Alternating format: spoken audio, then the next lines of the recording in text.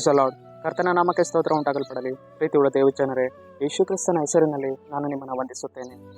ಜಕರ್ಯ 9ನೇ ಅಧ್ಯಾಯ 12ನೇ ವಚನದಲ್ಲಿ ವಾಕ್ಯ ಈ ರೀತಿಯಾಗಿ ಬರೆಯಲ್ಪಟ್ಟಿದೆ. ನಿಮಗೆ 2ರಷ್ಟು ಸುಖವನ್ನು ದಯಪಾಲಿಸುವೆನು ಎಂದು ವಚನ ಬರೆಯಲ್ಪಟ್ಟಿದೆ.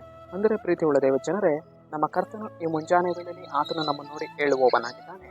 ಮಗನೇ, ಮಗಳೇ, ನಾನು ನಿನಗೆ 2ರಷ್ಟು ಸುಖವನ್ನು ಕೊಂಡು ಬರ್ತೇನೆ ಎಂದು ಆತನು ನಮ್ಮನ್ನು ನೋಡಿ ಹೇಳುವವನಾಗಿದ್ದಾನೆ. ಪ್ರೀತಿಯುಳ್ಳ ದೇವಜನರೇ, ಕರ್ತನ ಆತ್ಮನು ನಮ್ಮ ಜೀವಿತಗಳಲ್ಲಿ ಅಭಿವೃದ್ಧಿಯಾದ ಕಾರ್ಯಗಳನ್ನು ಕೊಂಡು ಬರ್ತೇನೆ, ನಾನು ನಿನ್ನ ಜೀವಿತದಲ್ಲಿ ದೊಡ್ಡ ಕಾರ್ಯಗಳನ್ನು ಮಾಡ್ತೇನೆ ಎಂದು ಆತನು ನಮ್ಮನ್ನು ಬಲಪಡಿಸುವವನಾಗಿದ್ದಾನೆ.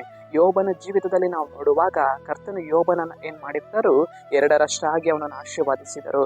ಅವನ ಮೊದಲ ಸ್ಥಿತಿಗಿಂತ ಕೊನೆಯ ಸ್ಥಿತಿಯನ್ನು ಇನ್ನೂ ಹೆಚ್ಚಾಗಿ ಅಭಿವೃದ್ಧಿಪಡಿಸಿದರು.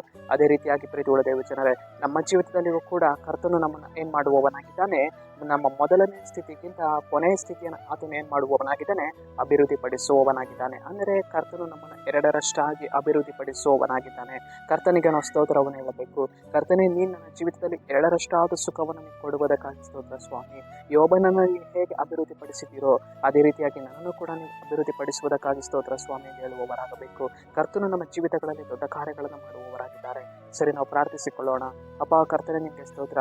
ಈ ಮುಂಜಾನೆ ವೇಳೆಯಲ್ಲಿ ಸ್ವಾಮಿ, ಈ ವಾಕ್ಯ ಭಾಗ ಸಂದೇಶವನ್ನು ನೋಡ್ತಾ ಇರುವಂತಹ ಜನಗಳನ್ನು ಸಂಧಿಸುವುದೇವರೇ, ನಿನ್ನ ಜನರ ಜೀವಿತದಲ್ಲಿ ಸ್ವಾಮಿ ನಿಮ್ಮ ಕ್ರಿಯೆಯನ್ನು ಮಾಡಿ 2ರಷ್ಟು ಸುಖಗಳನ್ನು ಕೊಂಡು ಬರುವುದಕ್ಕಾಗಿ ಸ್ತೋತ್ರ.